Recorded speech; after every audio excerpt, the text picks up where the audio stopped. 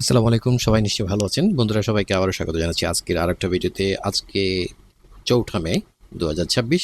That means আগামীকাল ৫ মে মঙ্গলবার release হতে যাচ্ছে বহুল প্রত্যাশিত এবং প্রতীক্ষিত রকস্টার টিমের আপনার টিজার। হ্যাঁ, টিজারের জন্য আমরা সবাই অপেক্ষা করছি এবং এই টিজারটা নিয়ে অনেক এক্সাইটমেন্ট কাজ করছে।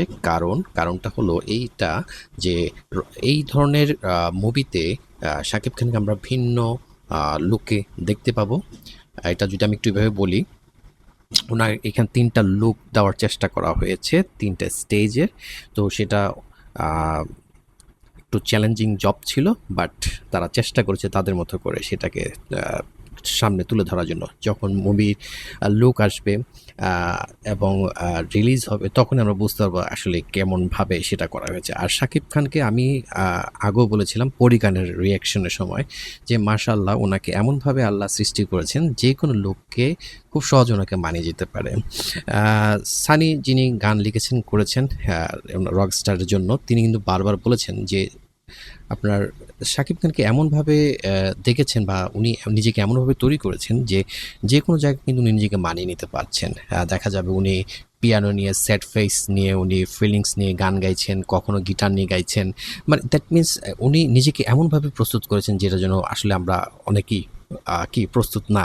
সো সেটার গ্লিম্পস দেখা যাবে। আমি প্রত্যাশা করছি এবং আমার কিছু আ ইচ্ছা আমি প্রকাশ করতে চাই। সেটা হলো আজমান রুশো এবং তার টিম খুব ভালো ইয়াং ট্যালেন্টেড টিম। তারা খুব ভালোভাবে ক্রিয়েটিভ নিয়ে কাজ করছে। তারা ক্রিয়েটিভ লোক। তবে সেই ক্ষেত্রে যে চ্যালেঞ্জগুলো হয় শাকিব খানের সিনেমা নিয়ে রিলিজের সময় উটকো ঝামেলা আসে। আপনার মাল্টিপ্লেক্সে আমরা দেখেছি এবার কি হয়েছে। সিন্ডিকেটের অনেক রকম ঝামেলা থাকে। পাইরেসি সবচেয়ে বড় শত্রু হচ্ছে শাকিব খানের সিনেমার জন্য পাইরেসি। প্রিন্স সিনেমাটা পাইরেটেড হয়নি। সেটাকে আপনার মুক্তি দেওয়ার সময় কিন্তু অনেক রকম ঝামেলা সৃষ্টি করা হয়েছিল আমরা দেখতে পেয়েছি। যার কারণে শুরুতে যখন চাং থাকে তখনই সেটা আ মানুষের সামনে নিয়ে আসতে পারেনি প্রিন্স টিম। যার কারণে সেটা অনেকটা ডিজাস্টার হয়েছে। যদিও বিজনেস করেছে বাট পরিচালকের এখানে প্রযোজকের অনেকটা লস হয়েছে। সো আমরা প্রত্যাশা করব এই বিষয়গুলো একটু খেয়াল রাখার জন্য। তারা যেহেতু ইয়াং টিম, তারা ট্যালেন্টেড, তারা জানে কিভাবে সেটাকে হ্যান্ডেল করতে হয়। এই প্রত্যাশার চাপটাকে অবশ্যই তাদেরকে নার্ভটাকে ধরে রাখতে হবে এবং লিগ্যালি অ্যাকশন নেওয়ার জন্য যা করণীয় টিমকে সেভাবে প্রত্যেকটা মাল্টিপ্লেক্সে ছড়িয়ে ছিটিয়ে দেওয়া। সিঙ্গেল স্ক্রিনে কিন্তু যেভাবেই হোক না কেন একটা রাজত্ব আছে। মাল্টিপ্লেক্সে সেখানে সিন্ডিকেটের কারণে শাকিব খানের মুভিগুলোকে সবসময় কোনো না কোনো বাধার সম্মুখীন হতে হয়। আমরা প্রত্যাশা করব টিম আজমান রুশো এবং তার টিম এই বিষয়টাকে মাথায় রেখে কিন্তু কাজ করবে।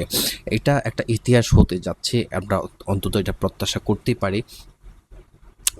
গানগুলোকে যেভাবে মেক করা হচ্ছে, তার ছোটোবেলা থেকে আমরা অ্যানিমেটেড টিজারের কিন্তু লুকটা থেকে বুঝতে পেরেছি ছোটোবেলা থেকে তার যে অ্যাসপিরেশন রকস্টার হওয়া, সেখানে তার অনেক উত্থান পতন যেটা শুরুতে হয়েছিল পাখি যাচ্ছে বজ্রপাতে আকাশ থেকে ফল ডাউন হয়েছে। সো এইটাই কিন্তু প্রকাশ করে যে রকস্টারের লাইফে যে আপস অ্যান্ড ডাউনস সেটা কিন্তু এখানে তুলে ধরা হয়েছে।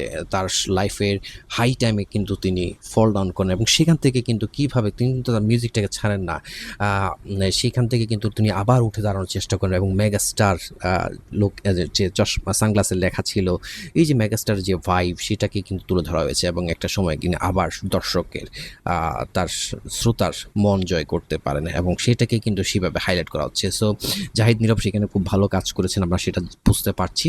ইনশাল্লাহ সেটা কালকে যখন গ্লিমস আসবে, টিজার আসবে, সাথে একটা গান আসবে তখনই বোঝা যাবে এবং আমি প্রত্যাশা করছি যে গানটা হবে সেই গানটা নিশ্চয়ই তার টাইটেল গানের মতো হতে পারে বা এমন গান দিবে যেটা সবার এখানে না এখানে গেতে যাবে।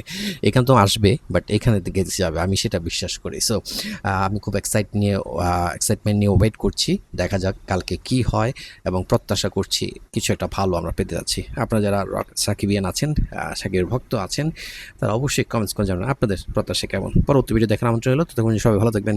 আল্লাহ হাফিজ।